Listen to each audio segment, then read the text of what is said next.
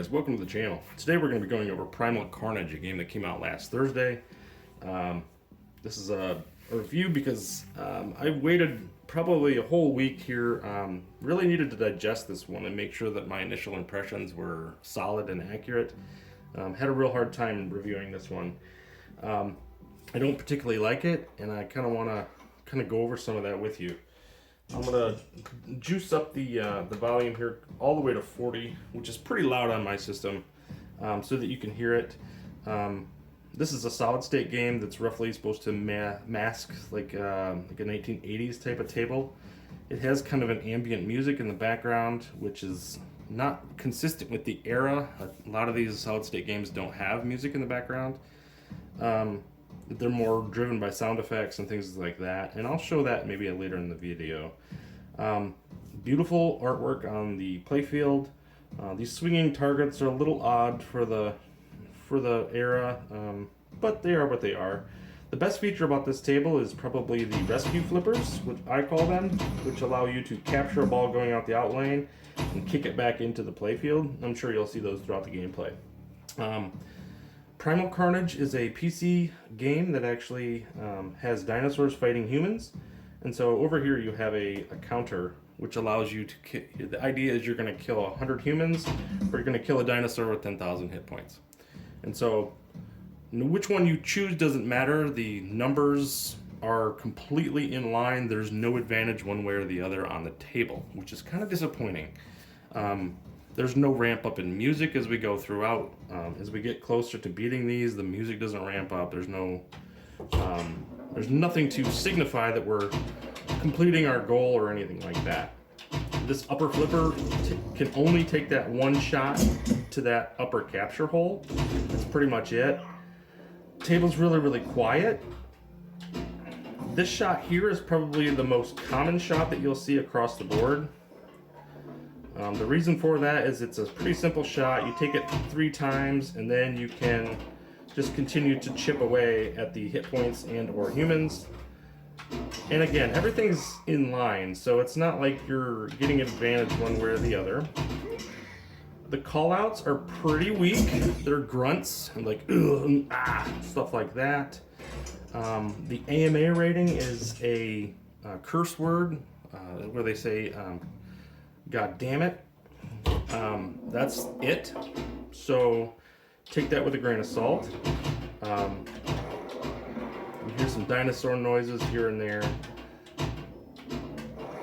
You chip away at this game, and I don't really have, like I said, the rescue flippers are probably the best feature of the table.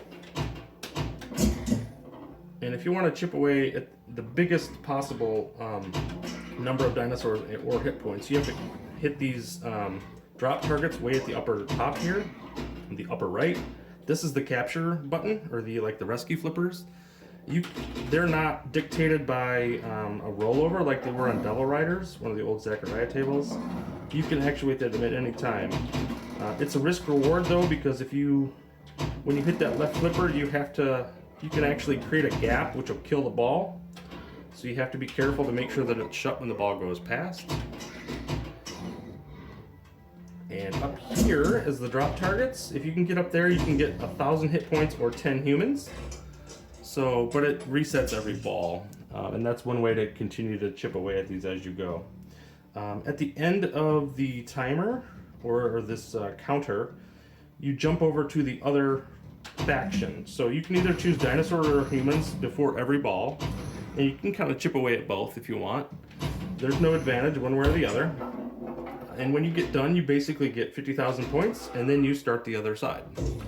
So sadly, there's no underlying goal or motivation to really keep going other than score, which is maybe the biggest problem of the table. It doesn't have anything to really inspire you or excite you. The sound effects are pretty dull. There's so much that this table could have done to maybe make it a little funner. I don't know. I really struggle with this one because yes, it physically plays quite well, but there's nothing that makes me want to come back and play this game.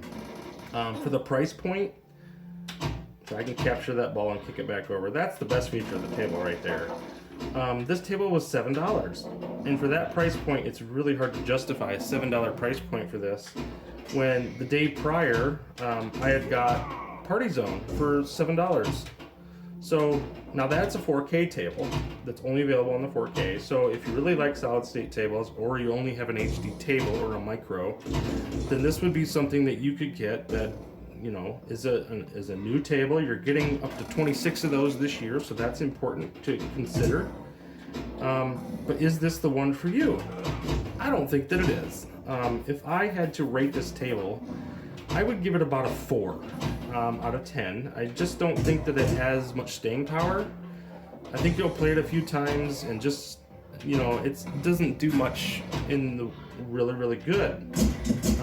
I've been told to play it and play it and play it, and I have. I think I'm 13th overall currently. I was as high as 6th at one point on the leaderboards. It's just not inspiring. I don't have any call to come back to it. There's no glitches with it. The only issue that I have seen is that the ball can get caught on the top of this bumper right here, and you may have to hit the nudge buttons a couple of times to get it to come down. But there's not much to it. The rescue flippers are kind of cool. It's a neat feature. But the lack of music really hurts this. I mean, or not even lack of music, but the sound effects are pretty poor. It's just boring. And that's the biggest thing. So let's jump over to another solid state, and I'll show you what I mean by that. I'm going to jump over to one of my favorites, Space Shuttle, and I'm going to have to turn the music down on this one because this is quite a loud table. The sound effects are really kicking on this one. I'll go down to maybe a 25 or so on this. But I think this will kind of seal the deal for you guys if you're on the fence about buying this game. This is Space Shuttle. This is another solid state game from the 1980s. And the sound effects are in your face. I think the table's very lively. And that's not to speak against Primal Carnage. It has a very dark theme of violence between dinosaurs and humans. I mean, that's very straightforward.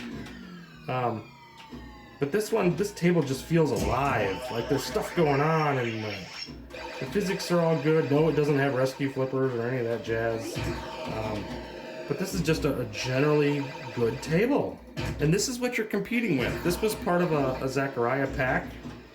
And so I think therein lies the biggest problem for Primal Carnage, is that it's a single cell title for $7, and its price point is just too high. If you had sold all 4 of these Primal Carnage tables, the retro, the remake, the solid state, and the deluxe all together for $25, I could see someone really enjoying these and finding some value in them. But as a single pack, it's really hard to justify that.